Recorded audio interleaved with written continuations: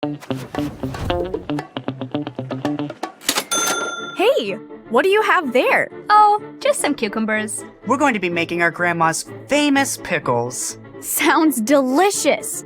Did you know Henry Hines, yes, that Henry Hines, once went bankrupt because he bought too many cucumbers? Too many cucumbers? Yes! In 1873, he had a contract to buy all the cucumbers from a farm in Illinois to produce his pickles and other foods. But there was an unexpected bumper crop come harvest time, and he was forced to buy more than he expected at too high a price. Ouch. It's a punch to the pocketbook, all right. But this kind of commodity trading has been going on for a long time.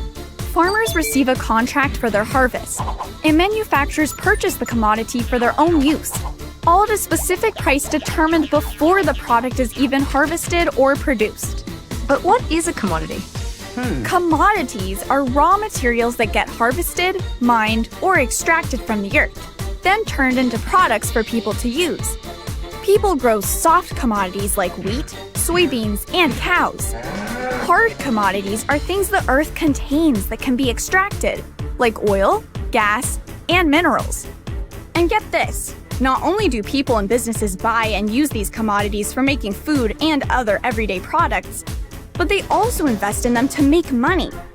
It's like trading stocks, except instead of companies, people are investing in physical stuff. Do these gold coins from my grandma count? Wait, she gave you gold coins? That's not fair. Yes! Owning metals like gold or silver, whether physical bars or minted coins, is the most basic way of investing in commodities. You can acquire them directly like other investments, but the most common way of investing in many commodities is through futures contracts, which have broad economic benefits. These are agreements made to buy or sell a commodity at a specific price in the future and help protect businesses and manufacturers from frequent price fluctuations. For example, an airline may buy a futures contract in oil in order to protect themselves against future price fluctuations. On the other hand, investors, also called speculators, who most likely never actually see or use the oil or other commodities themselves, purchase and trade futures contracts hoping to profit from those price fluctuations. But how does someone know what the price of something will be in the future? That's a good question. No one can know, of course, which is what makes trading commodities risky. Professional traders take on this risk after spending lots of time studying and researching the past and the present to predict where prices will move in the future.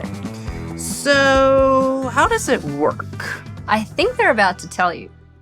Let's use corn for a simple illustration. A farmer plants his corn, and a commodity trader contracts to buy the future harvest for $5 a bushel. If the trader holds the contract till harvest time, he will pay the farmer the promised price. He will then either use the corn in, say, his popcorn factory, or sell the commodity to someone else for other uses.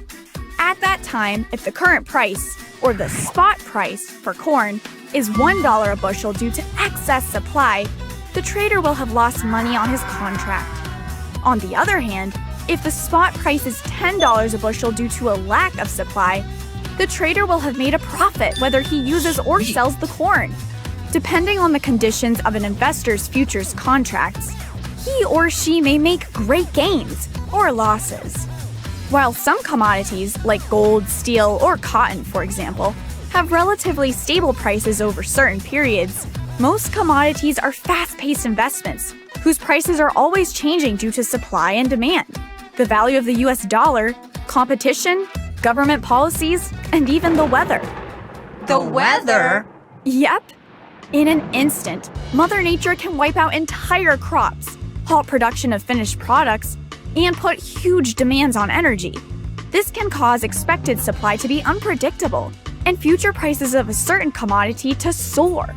Now that you know something about commodities, here are some things to think about. 1. There are commodities and finished products all around us, whether in the food we eat or the energy we use. Observe how prices change and by how much, if at all, and how that might affect your own personal finances. 2. Commodities and their prices have a huge impact on a nation's economy, all the way down to the gas pump and the grocery aisle. and are affected by a whole host of factors. Stay on top of what's going on both nationally and globally to be a more savvy citizen. 3. If you ever want to invest in commodities, do your research, understand the risks, and beware of fraud. Commodity dealers need to be registered with a commodity regulatory agency, and all transactions should be regulated by a commodity exchange. If the deal sounds too good to be true, it probably is. Nothing brings people together like making money, and making money has brought farmers, traders, and manufacturers together for centuries to predict the future through buying and selling commodities.